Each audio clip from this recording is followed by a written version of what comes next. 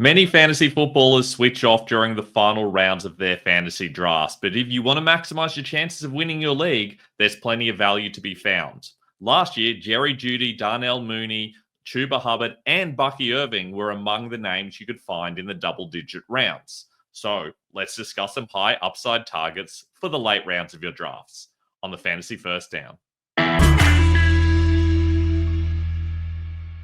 I'm Ben Wasley. Welcome to the Fantasy First Down. Today, we are talking late round values. If you haven't already, though, make sure you go back and check out my videos on the 5 players to avoid if you don't want to lose your league in the early rounds, and the 5 guys in the early rounds and middle rounds that are going to win you your leagues. If you've got any questions, make sure you pop them in the comments below, or you can hit me up on Instagram at the Fantasy First Down or on Twitter at Fantasy First Down with no O. And I know you've got your drafts coming up, so if you need some individualized draft help, I will put some rankings together specifically for your league for a very affordable price. Hit me up on my emails, benwasley23@gmail.com, or you can hit me up on my socials as well. But let's get into those late round values that you can pick up in your drafts and win your league. Now, the Bills' offense has been screaming out for an alpha receiver ever since Stephon Diggs left. We thought Amari Cooper might be the guy last year, or maybe rookie Keon Coleman, but neither panned out. This year, though, there's literally no other options. Khalil Shakir signed a big contract, but he's just a small slot guy. Joshua Palmer signed on, but it's well established that he's just a deep threat. Elijah Moore or Curtis Samuel, they're backup bit part players. There's only one man who can emerge as the alpha in this powerful Buffalo attack, and it's Coleman.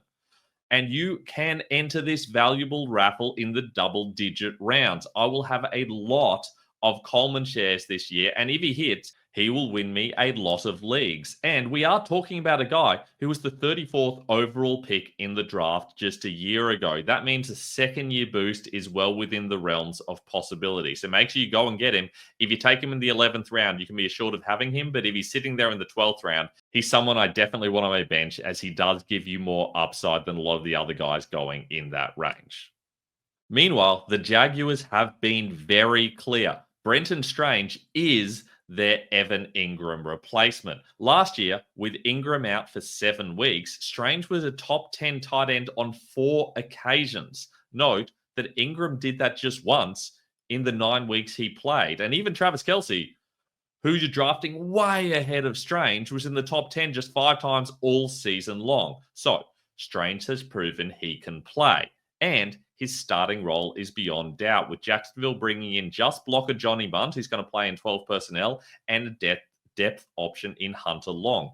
Strange is a top 12 tight end for me, and someone you can pick up in the final rounds of your draft. That's fantastic value in a position where you're ultimately often paying up for unproven commodities. This is someone who's got more upside than most. Meanwhile, the Browns have hit the rebuild button, and Cedric Tillman will clearly be a big part of the new building.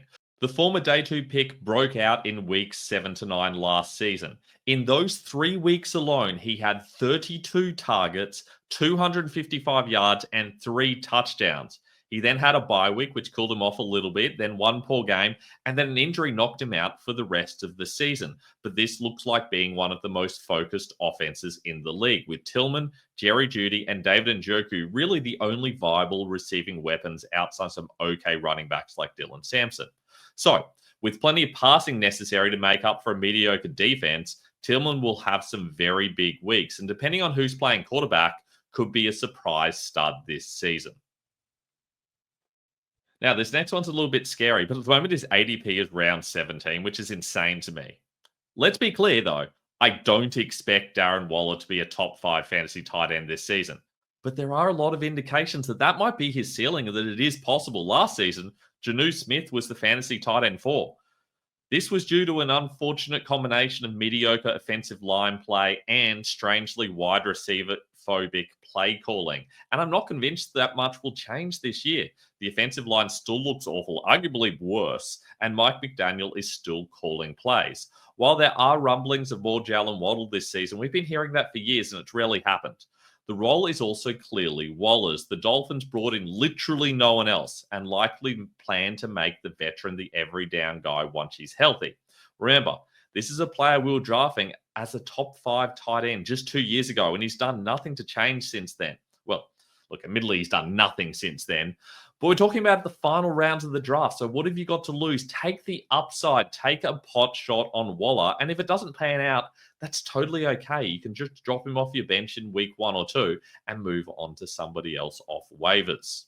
But last and definitely not least, and this is how you go about winning your fantasy leagues. Every draft, I will select 2 to 3 high upside running backs. And the high upside is the important bit you need to focus on in the last few rounds of my drafts. You don't need Jalen Warren when you already have 3 solid runners. So stock up on upside players who can start for you if things fall right. Here are some of my favorites this year.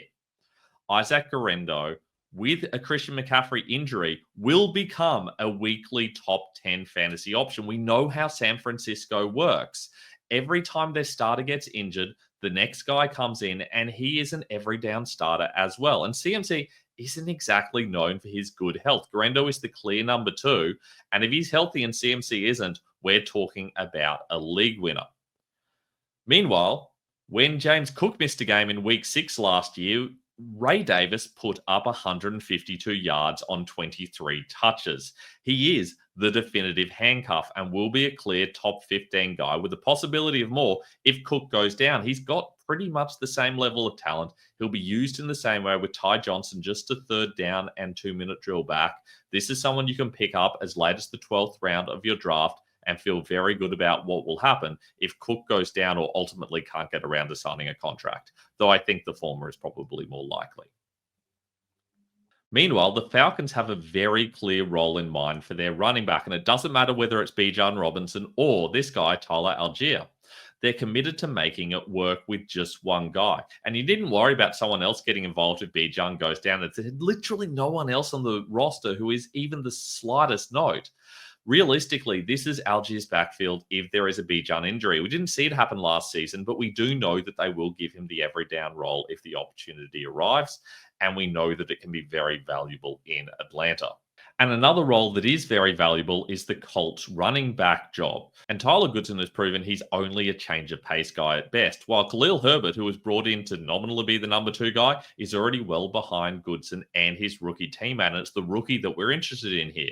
DJ Giddens is the guy to own if you want to gamble on a Tyler injury. He was only a 5th round prospect, but he can play as an every down back if given the opportunity. Doesn't quite have the upside of the other 3 because I do still think we see some Goodson as the Tyler change of pace guy and maybe on some passing downs, but I still think Giddens has plenty of upside and he's someone you can get very cheap in Dynasty as well. So he's someone I enjoy picking up and stashing on my bench somewhere with the possibility he turns into something longer term. And finally, a favorite from a couple of years ago that no one's talking about this year. What happens if Derrick Henry goes down with an injury? I can tell you what, it ain't going to be Justice Hill. He will remain the 3rd down back, as we saw in the first week of the preseason where Henry didn't play. No, Keaton Mitchell will be the rushing back. And in Baltimore, you always want the rusher. There is so much value in Mitchell if we see a Henry injury. If you pick up one of these 5 running backs and you get an injury, and note that over 50% of starters did miss games last year with injuries, then you are talking about a potential league winner. So take any of these 5 running backs, or indeed any of the wide receivers or tight ends we talked about earlier, take them, stick them on your bench, fill your bench with upside, and when things go right, you have league winners on your hands. Good luck this fantasy season. If you've got any questions, pop them in the comments below, and please make sure you like and subscribe. Good luck for your fantasy drafts, and remember, if you need help, hit me up for those personalized rankings, and I will happily help you out. You just need to email me at benwasley23@gmail.com. I look forward to seeing you guys on the next video in a few days' time when we talk about week 2 of the preseason. I will talk to you then.